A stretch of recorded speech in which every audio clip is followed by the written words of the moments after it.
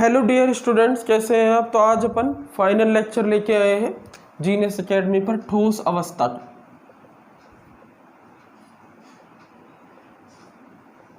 Lecture 11।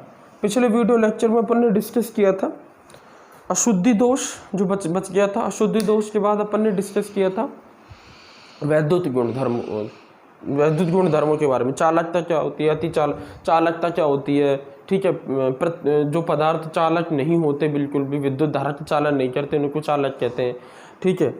कुछ पदार्थ ऐसे होते हैं जो सामान्य ताप पर तो विद्युत धारा का चालन आसानी से करते हैं, लेकिन 0 केल्विन ताप पर नहीं करते, उनको चालक कहते हैं। बैंड सिद्धांत क्या है, इस आधार पर जो वर्जित क्षेत्र था उसकी वैल्यू के आधार पर चालक को चालक और अर्धचालकों में क्या अंतर है। फिर नैज अर्धचालक या शुद्ध अर्धचालक की चालकता बहुत कम होती है, उनकी चालकता को बढ़ाने के लिए अशुद्धि मिलाई जाती है। क्लियर है नहीं है, यानी कि अशुद्धि दोष की हेल्प से नैज अर्धचालकों की चालकता बढ़ाई जाती है।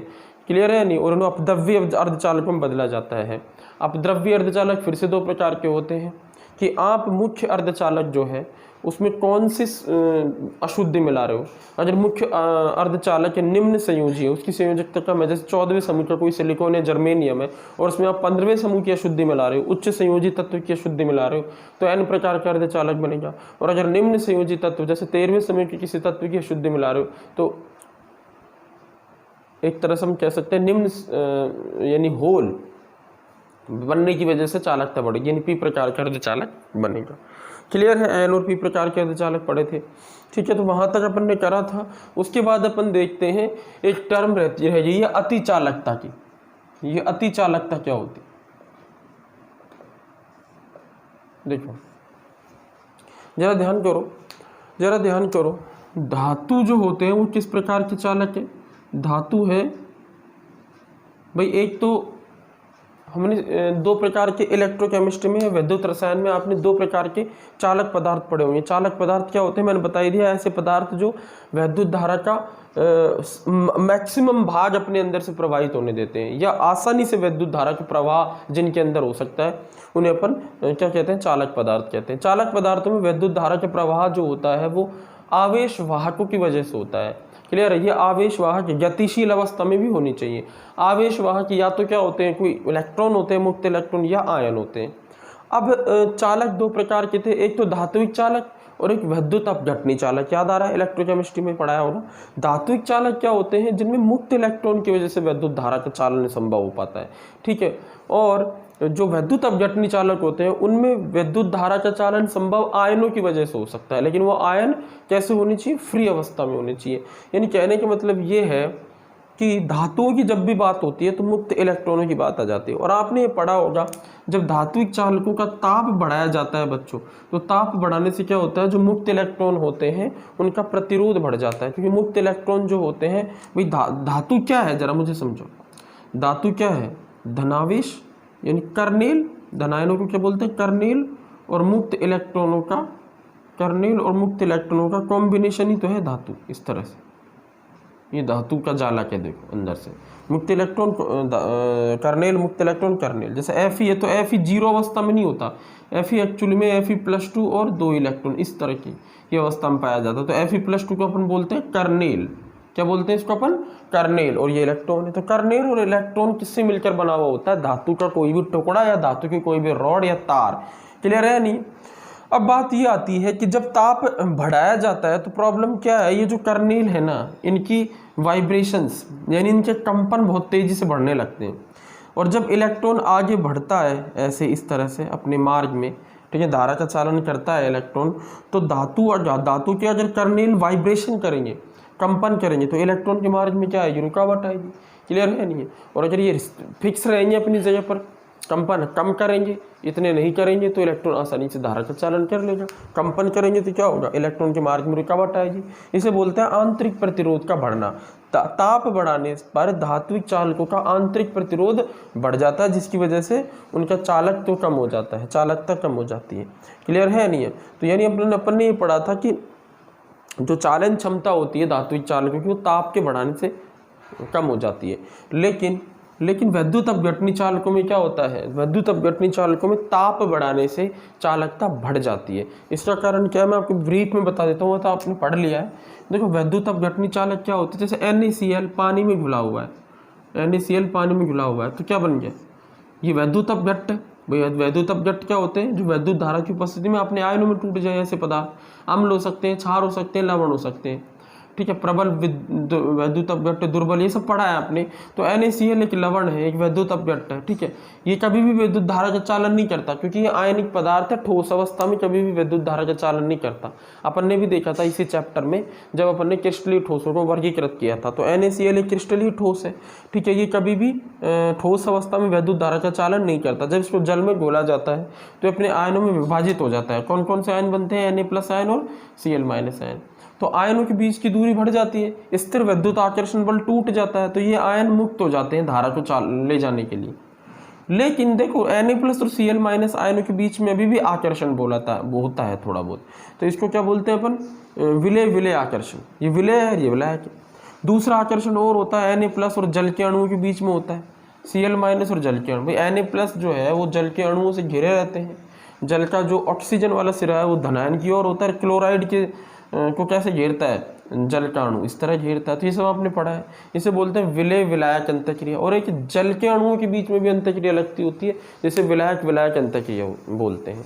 तो विलय विलय अंतःक्रिया, विलय विलायक अंतःक्रिया और विलायक विलायक अंतःक्रियाओं की वजह से वैद्युत अपघट्टों में भी प्रतिरोध उत्पन्न हो जाता है, समझो, जिसकी वजह से चालकता कुछ न कुछ प्रभावित होती है।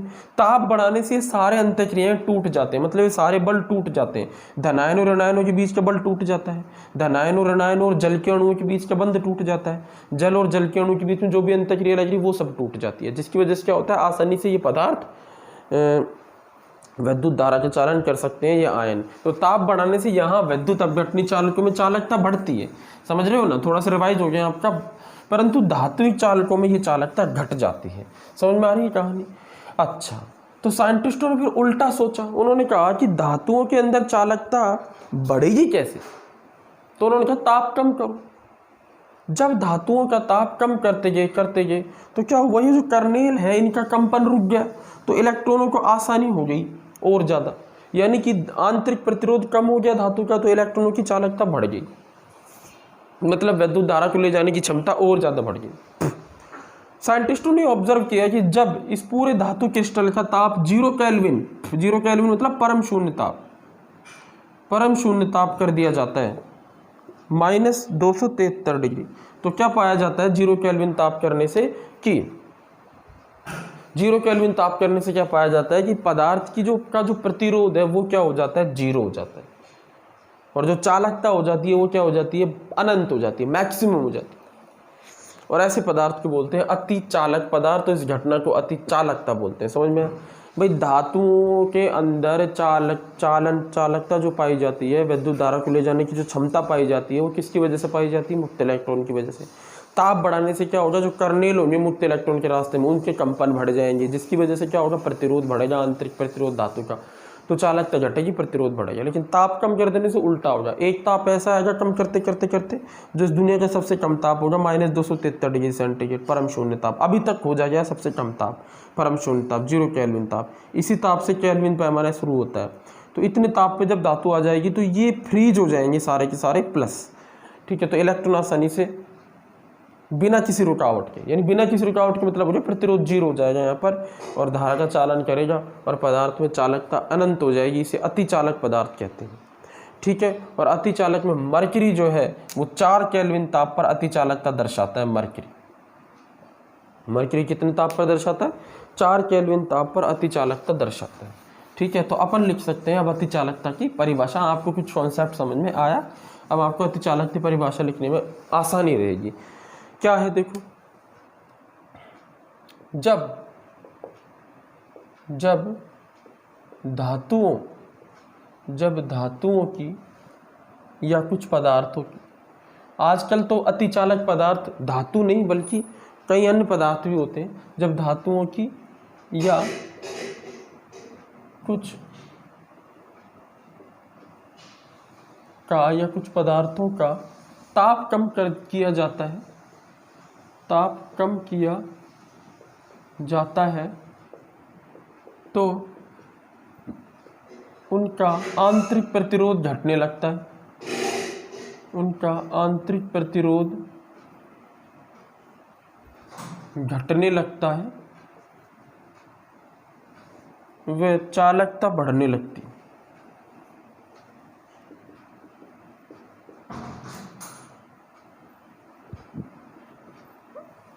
आंतरिक प्रतिरोध घटने लगता है, वह चालकता बढ़ने लगती है। जब ताप 0 केल्विन हो जाता है, परम शून्यता, तो प्रतिरोध 0 हो जाता है, वह चालकता अधिकतम हो जाती है, चालकता अधिकतम हो जाती है।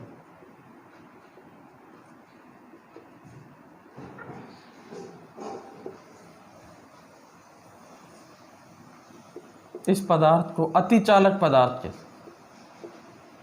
इस पदार्थ को अतिचालक पदार्थ कहते हैं।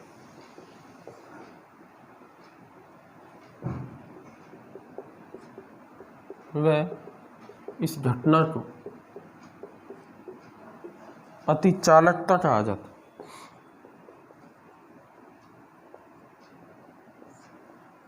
अतिचालकता कहा जाता है।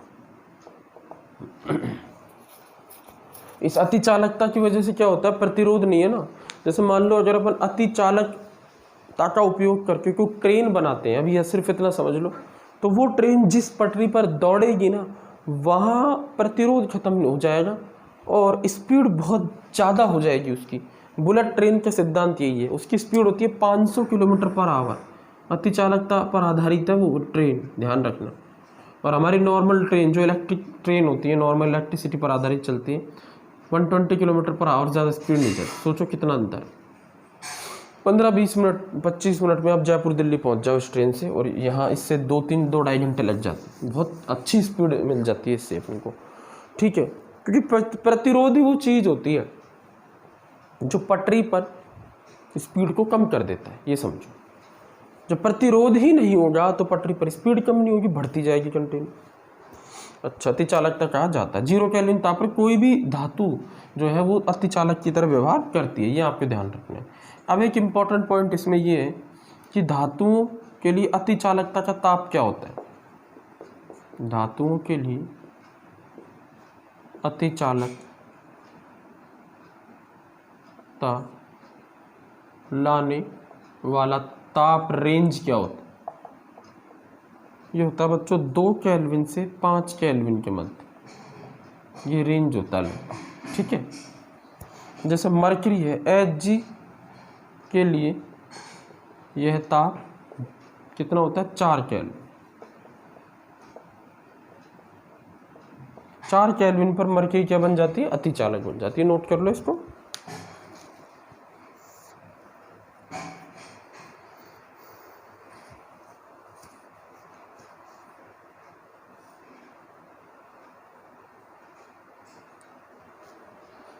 तो वह पदार्थ, अब एक पॉइंट आता है इसमें, संक्रमण ताप।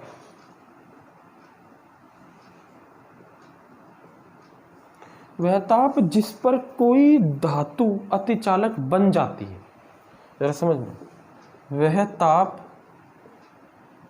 जिस पर कोई धातु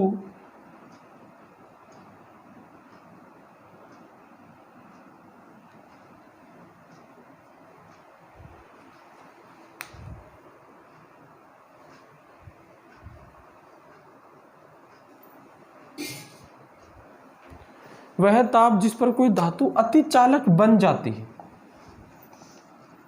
या अतिचालक की तरह व्यवहार करती है, उसे क्या कहते हैं, संक्रमणता।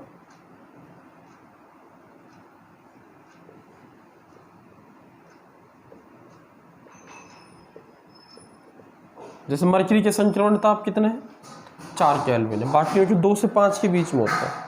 कुछ धातु ऑक्साइड भी अतिचालक की तरह व्यवहार करते हैं, कुछ धातु ऑक्साइड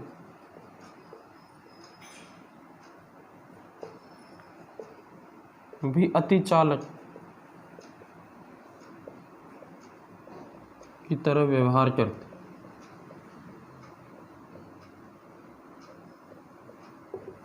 नोट कर लो।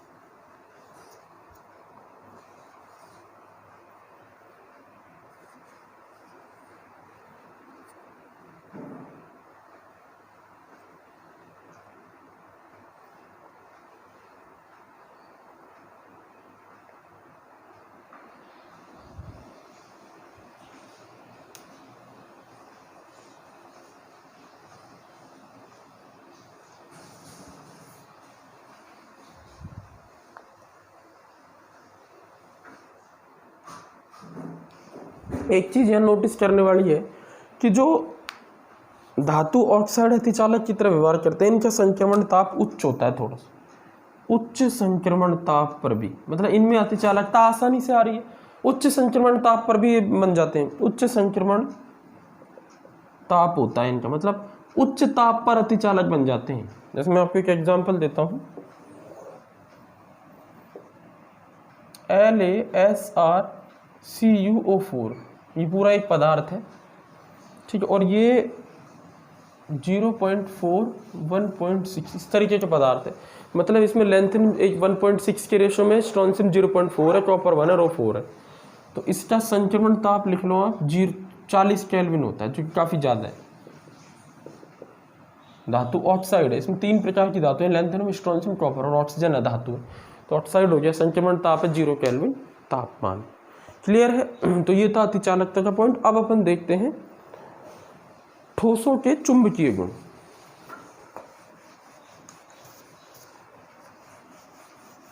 ठोसों के चुंबकीय गुण, देखो ठोसों के अंदर चुंबकीय गुण क्यों पाया जाता है? अयुग्मित इलेक्ट्रॉन की वजह से। सबसे पहली बात तो ये होता क्या है, ठोस पदार्थों के अंदर या किसी भी पदार्थ के अंदर इलेक्ट्रॉन होते हैं, और इस इलेक्ट्रॉन के घूमने की वजह से, यानी जब कोई आवेशित कण घूमता है बच्चों, तो उसकी वजह से क्या उत्पन्न होता है? चुंबकीय क्षेत्र भी उत्पन्न होता है, चुंबकीय क्षेत्र बनता है। क्लियर है नहीं? चुंबकीय क्षेत्र से एक भौतिक राशि बनती है, चुंबकीय आघूर्ण। क्या बनती है? चुंबकीय आघूर्ण। ये चुंबकीय आघूर्ण तभी बनता है, ठीक है, जब पदार्थ में अयुग्मित इलेक्ट्रॉन, सामान्य बातें बता रहा हूँ ना, पदार्थ में अयुग्मित इलेक्ट्रॉन, ठीक है। सर अपन हेडिंग लगा लेते हैं ठोसों के चुंबकीय गुण, लास्ट ऑफ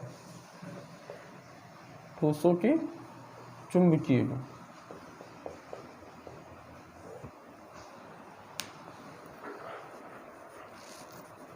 देखो जरा, अपन लिख सकते हैं जब परमाणु में देखो पदार्थ जो होता है उसकी सबसे छोटी इकाई परमाणु है, तो परमाणु में जो हलचल होगी उसका असर पदार्थ में दिखेगा, अगर वो हलचल कैंसिल नहीं हो रही है तो। मतलब अगर मान लो परमाणु एक छोटे चुंबक की तरह व्यवहार करेगा, तो पदार्थ भी एक छोटे चुंबक की तरह व्यवहार करेगा, और ऐसे पदार्थ को अगर अपन चुंबकीय क्षेत्र में रखेंगे तो चुंबकीय क्षेत्र में खींचेगा। क्लियर है? तो एक चुंबक दूसरे चुंबक को क्यों खींचती है? क्योंकि दोनों चुंबक है। अगर मान लो एक परमाणु भी चुंबक की तरह व्यवहार कर रहा है, तो उसको चुंबकीय क्षेत्र में रख दिया तो वो खींचेगा। क्लियर? और अगर वो परमाणु चुंबक की तरह व्यवहार नहीं कर रहा है, ठीक है, तो वो चुंबकीय क्षेत्र में नहीं खींचेगा ऐसा पदार्थ। तो इस तरीके की कुछ चीजें ध्यान रखो। जब परमाणु में इलेक्ट्रॉन घूमता है, ठीक है, जब परमाणु में इलेक्ट्रॉन घूमता है तो क्या होता है? वैद्युत क्षेत्र के साथ साथ चुंबकीय क्षेत्र भी उत्पन्न होता है। घूमता है तो इसके साथ चुंबकीय क्षेत्र उत्पन्न होता है, चुंबकीय क्षेत्र उत्पन्न होता है। इससे चुंबकीय आघूर्ण बनता है, ये ध्यान रखो, चुंबकीय आघूर्ण बनता है।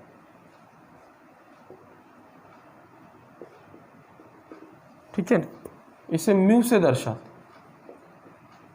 म्यू से दर्शाते। अब जरा समझ लो, ये वैसे दो प्रकार का होता है। एक होता है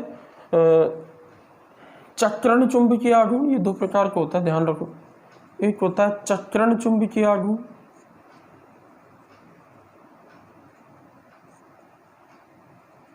ठीक है, और एक होता है कक्षीय चुंबकीय आघूर्ण, कक्षीय चुंबकीय आघूर्ण।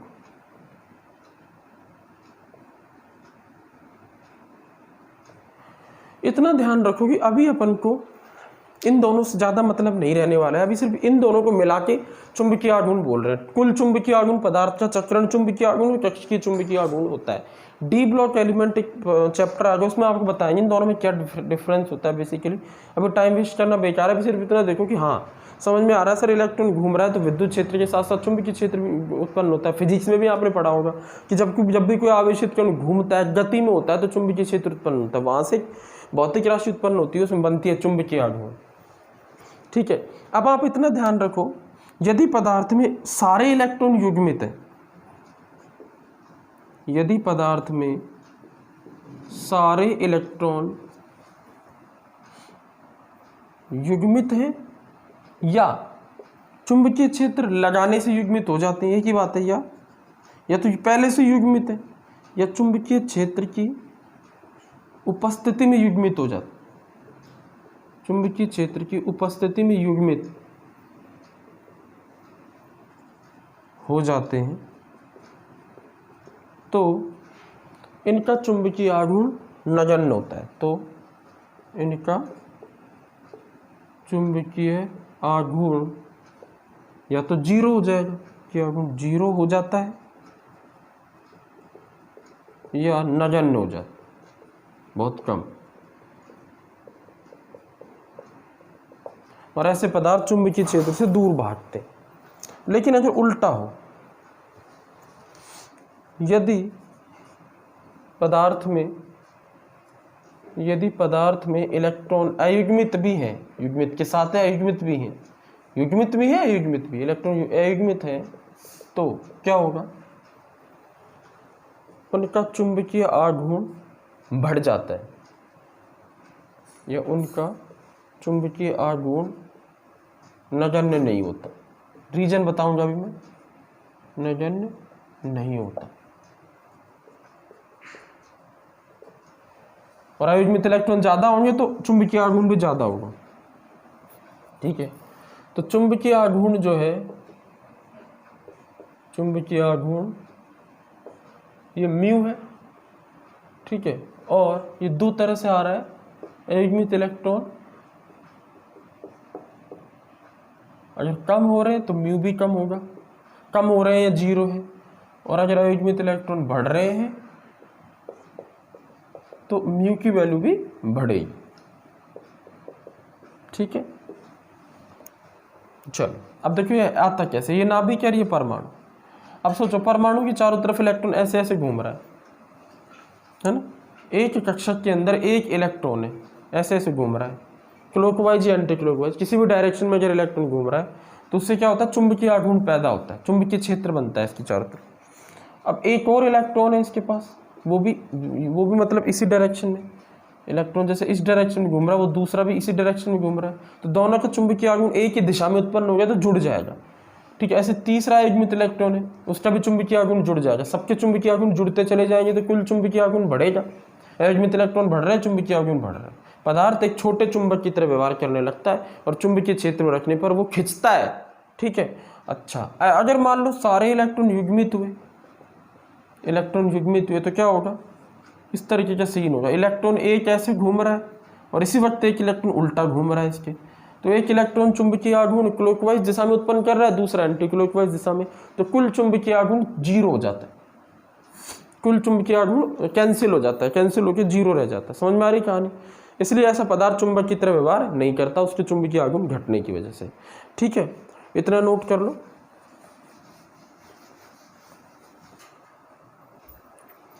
ठीक है, तो ये उतार लिया आपने। अब अपन डिस्कस करेंगे चुंबकीय पदार्थ। ठीक है, यानी चुंबकीय गुणों के आधार पर ठोस पदार्थों को कितने भागों में बांटा गया है, 5 भागों में। उन 5 की बात करने वाले हैं।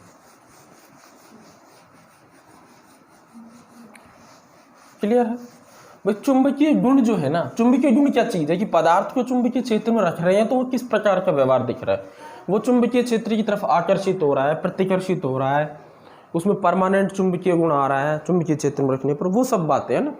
तो चुंबकीय गुणों के आधार पर ठोसों के प्रकार, अपन हेडिंग लगा लेते हैं,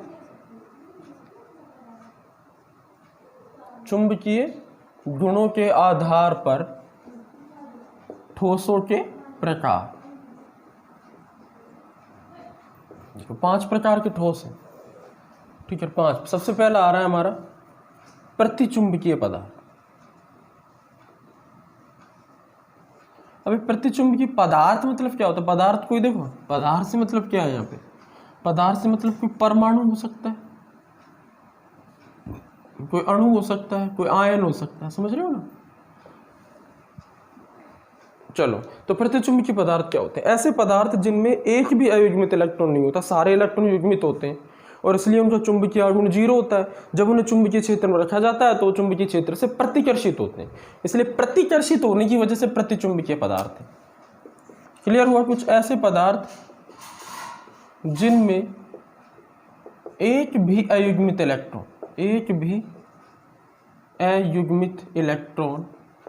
नहीं होता है, एक भी अयुग्मित इलेक्ट्रॉन नहीं होता है, मतलब सारे इलेक्ट्रॉन कैसे होते हैं? इलेक्ट्रॉन तो है लेकिन सारे इलेक्ट्रॉन युग्मित होते हैं। और युग्मित होगी तो मैंने बताया था भाई, एक इलेक्ट्रॉन ऊपर एक नीचे, तो एक क्लॉकवाइज घूमेगा, चुंबकीय आघूर्ण बनेगा, दूसरा भी घूमेगा, उसकी वजह से बनेगा, लेकिन दोनों का चुंबकीय आघूर्ण निरस्त हो जाएगा। सारे युग्मित तो सबके निरस्त हो जाएंगे, तो कुल मिलाकर के पदार्थ जो है वो प्रतिचुंबकीय हो जाएगा। सारे इलेक्ट्रॉन युग्मित हो जाते हैं। ऐसा पदार्थ छोटे चुंबक की तरह व्यवहार नहीं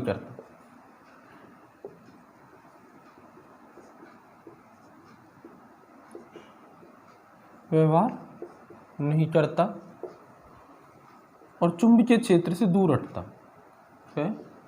चुंबकीय क्षेत्र में रखने से प्रतिकर्षित होता है, दूर हटता है वहां से। प्रतिचुंबकीय पदार्थ कहलाता है। प्रतिचुंबकीय पदार्थ कहलाता है, ठीक है।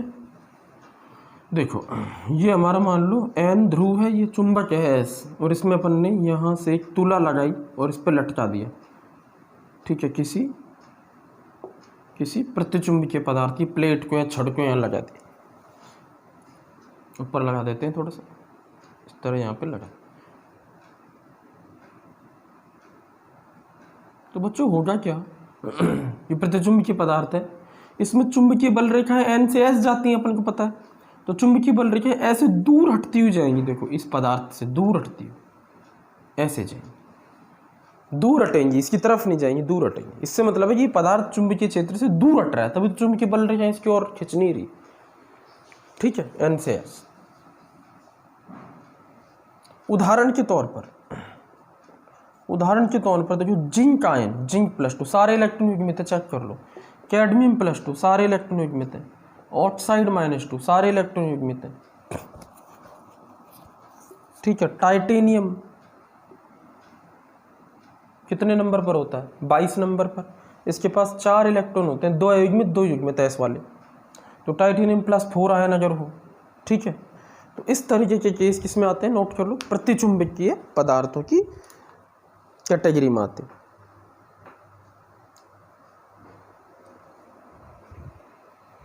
और अगर अपन आयनों की बात करें तो H+ आयन, एक भी अयुग्मित इलेक्ट्रॉन नहीं, ठीक है। हीलियम +2,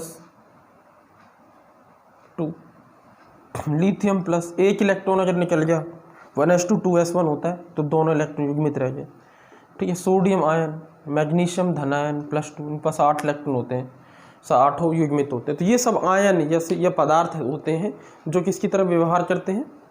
प्रतिचुंबकीय की तरह व्यवहार करते हैं। समझ में आई कहानी? अभी ये देखो सोडियम का कोई यौगिक दे दे, NaCl दे दे, तो वो भी प्रतिचुंबकीय होगा, मैग्नीशियम ऑक्साइड भी प्रतिचुंबकीय होगा, ठीक है। अब अपन बात करते हैं सेकंड की। सेकंड कौन सा है हमारा? अनुचुंबकीय पदार्थ। इसी में एडिटिंग कर देते हैं, जल्दी काम हो जाएगा। अनुचुंबकीय पदार्थ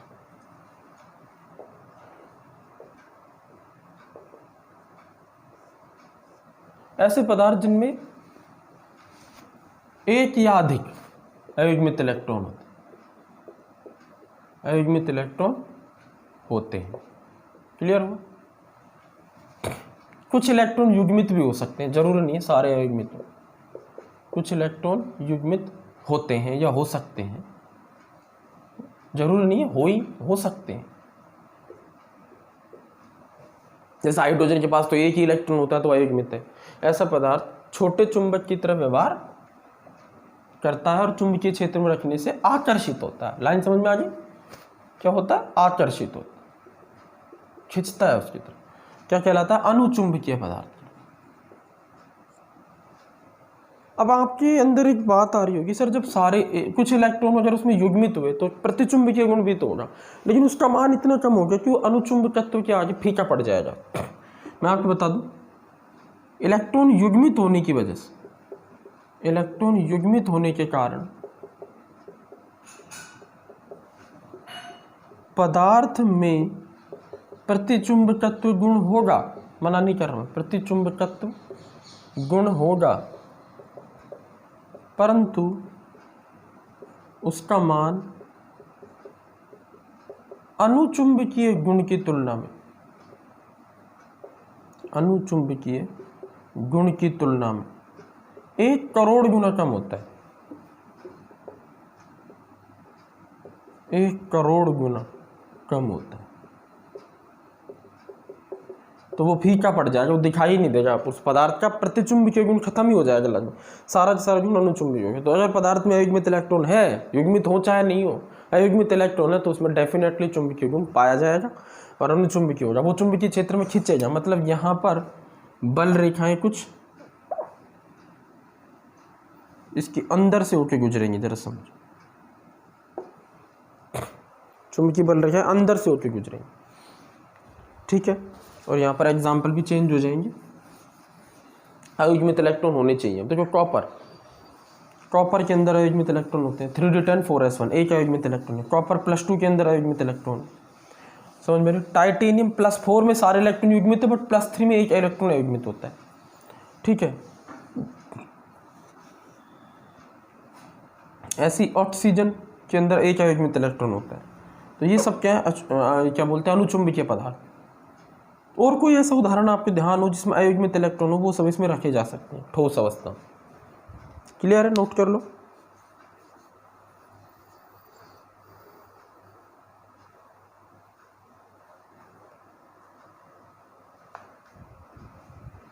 क्रोमियम धातु, क्रोमियम के तार बनते हैं, क्रोमियम धातु, मैग्नीज धातु, इनमें अयुग्मित इलेक्ट्रॉन। तो ये है अनुचुंबकीय पदार्थ। चलो ठीक है, अब अपन बात करते हैं बाकी के 3 पदार्थों की। नेक्स्ट लेते हैं अपन लोह चुंबकीय पदार्थ।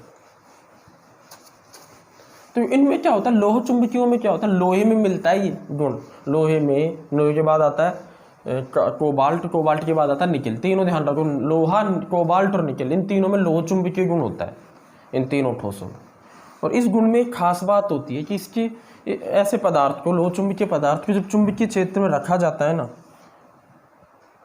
जब चुंबकीय क्षेत्र में रखा जाता है तो चुंबकीय बल रेखाएं बहुत ही ज़्यादा इसके अंदर से गुजरती हैं, मतलब बहुत तेजी से आकर्षित होता है चुंबकीय क्षेत्र में, ठीक है। और जब चुंबकीय क्षेत्र हटाया जाता है, देखो अनुचुंबकीय पदार्थों को चुंबकीय क्षेत्र में जब तक रखोगे तब तक वो खींचेंगे। जैसे चुंबकीय क्षेत्र हटाओगे, अनुचुंबकीय पदार्थ अपने सामान्य रूप में आ जाते हैं, मतलब उनका चुंबकत्व तो खत्म हो जाता है। अनुचुंबकीय पदार्थ वो तभी दिखाई देता है जितनी देर तक चुंबकीय आघूर्ण, मतलब चुंबकीय क्षेत्र है, समझो इसको। लेकिन लोह चुंबकीय में ऐसा नहीं होता। लोह चुंबकीय पदार्थों को स्थायी चुंबक बनाया जा सकता है। उनका चुंबकीय आघूर्ण जो होता है वो इस तरह सेट होता है कि जब उनको चुंबकीय क्षेत्र में रखा जाता है ना, तो उनमें परमानेंट चुंबकत्व का गुण आ जाता है, स्थायी चुंबकत्व का गुण आ जाता है, ठीक है। तो मैं लिख देता हूँ, ऐसे पदार्थ जिनमें अयुग्मित इलेक्ट्रॉन अधिक होते हैं, अयुग्मित इलेक्ट्रॉन अधिक होते हैं तथा ये चुंबकीय क्षेत्र में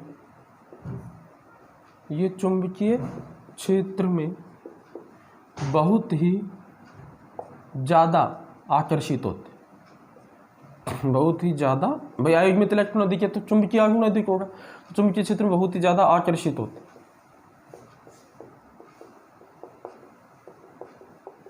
तथा जब चुंबकीय क्षेत्र, ये सबसे इंपॉर्टेंट, तथा जब चुंबकीय क्षेत्र हटाया जाता है तब भी इनका चुंबकीय आघूर्ण या चुंबकीय आघूर्ण बना रहता है, अर्थात ये चुंबक की तरह व्यवहार करते हैं।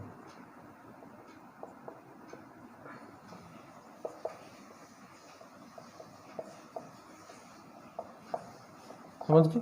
ये चुंबक की तरह व्यवहार करते हैं चुंबकीय क्षेत्र हटाने के बाद भी, लेकिन अनुचुंबकीय में नहीं होता। अनुचुंबकीय जितनी देर तक तुमने चुंबकीय क्षेत्र लगा रहा है उतनी देर चुंबक की तरह व्यवहार करेंगे, उसके बाद वो नॉर्मल हो जाएंगे। ठीक है, ये चुंबक की तरह व्यवहार करते हैं लौह चुंबकीय पदार्थ के।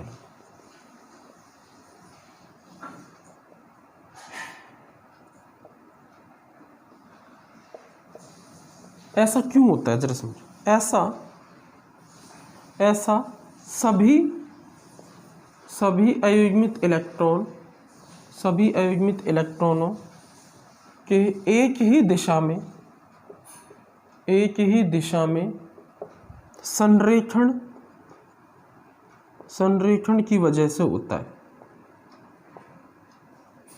एक ही दिशा में संरेखण की वजह से होता है तथा समानांतर डोमेन बनते हैं। नई टर्म है समानांतर डोमेन। डोमेन ऐसा क्षेत्र होता है जहां पर ये देखो छोटे छोटे ऐसी जगह बन जाती हैं पदार्थ के अंदर जहां इलेक्ट्रॉन एक ही तरफ लॉक हो जाता है, अयुग्मित इलेक्ट्रॉन एक ही तरफ रुका रह जाता है। ठीक है, ये डोमेन बन गया। ऐसे ही छोटा डोमेन इधर है, ऐसे डोमेन बन जाते हैं छोटे छोटे से, वजह से होता था समानांतर डोमेन। भाई समानांतर है, देखो इसके 3 इलेक्ट्रॉन भी ऊपर एक तरफ, इसके 3 भी ऊपर भी। अगर इसके 3 नीचे होते तो प्रति समानांतर डोमेन बोलते, की वजह से होता है तथा समानांतर डोमेन बनते हैं। समानांतर डोमेन व्यवस्था बन जाती है और यह व्यवस्था चुंबकीय क्षेत्र हटाने के बाद भी नहीं बिगड़ती, बन जाती है तथा चुंबकीय क्षेत्र हटाने के बाद भी बनी रहती है। चुंबकीय क्षेत्र हटाने के बाद भी बनी रहती। ठीक है, अब इसको डिटेल में समझाता हूँ। उदाहरण पहले लिख लो। लोह चुंबकीय पदार्थ है तो लोहे से शुरू करो, इसके बाद कोबाल्ट, इसके बाद निकल। लगातार आते हैं 26, 27, 28 परमाणु क्रमांक, याद है आपको? ठीक है, थोड़ी सी इंक डाल लेता हूँ, अब नोट करो।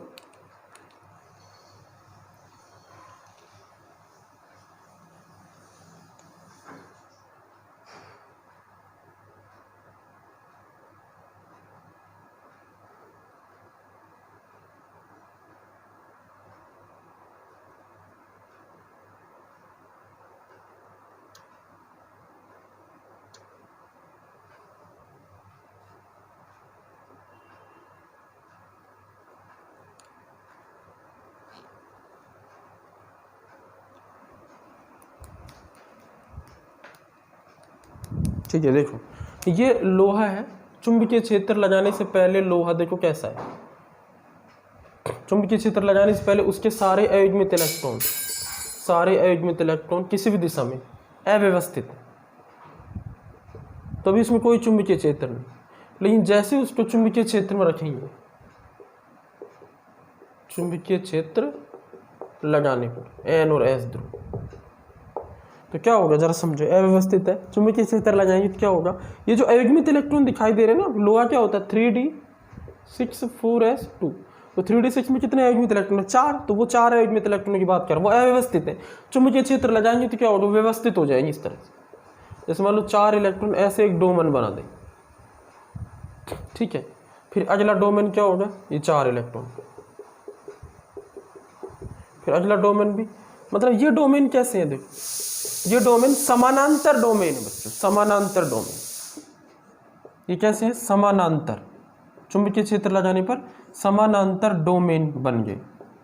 इससे क्या होता है, ये ऐसे बने रह जाते हैं। चुंबकीय क्षेत्र हटेगा तभी बने रह जाएंगे, तो चुंबकीय आघूर्ण बहुत बढ़ जाता है। देखो सारे इलेक्ट्रॉन एक ही दिशा में आ गए, मैंने बताया था ना, इलेक्ट्रॉन एक ही दिशा में आ जाते हैं, चुंबकीय आघूर्ण बहुत ज़्यादा बढ़ जाता है, जिसे फिर चुंबकीय क्षेत्र हटाने के बाद भी नहीं खत्म किया जा सकता है। ठीक है, इनके स्थायी चुंबक बनाए जा सकते हैं। ये समानांतर डोमेन है, चुंबकीय आघूर्ण को बढ़ा देते हैं। जैसे एक बच्चे ऐसा हो जिसको एक बार क्लास में टीचर के सामने बैठा दे, तो एक बार क्लास में बैठने के बाद वो स्थायी हो जाए, मतलब हटाने के टीचर को हटाने के बाद भी वो मोटिवेटेड रहे और पढ़ता रहे कंटिन्यू कर। कुछ बच्चे, मैक्सिमम बच्चे ऐसे होते नहीं है, मैक्सिमम बच्चे कैसे होते हैं जितनी देर तक मोटिवेट करेंगे उतनी देर तक जोश बना रहेगा, 10 मिनट 15 मिनट, फिर झड़ जाके धीरे धीरे वो खत्म हो जाएगा, ठंडे पड़ जाते हैं, ठीक है, यानी वापस नॉर्मल अनुचुंबकीय होते हैं। थोड़ी देर तक तो कुछ हुआ, उसके बाद अनुचुंबकीय। कुछ ऐसे होते हैं जो प्रतिचुंबकीय होते हैं, जिनको कुछ होता ही नहीं, ठीक है ना, कुछ भी कितना भी करो। लोह चुंबकीय वो होते हैं जो तेजी से, ठीक है ना, जिनके डोमेन एक ही तरफ हो जाते हैं, जो डिटरमाइंड हो जाते हैं, जो अपनी सोच में निश्चित हो जाते हैं कि हाँ हमें कुछ करना ही है, ठीक है। चलो समझ में आ गई कहानी। अब अगला देखो, अगला देखो, लोह चुंबकीय यानी प्रतिलोह चुंबकीय पता, उल्टा प्रतिलोह यानी लोह चुंबकीय का उल्टा होता काम होता है इनमें।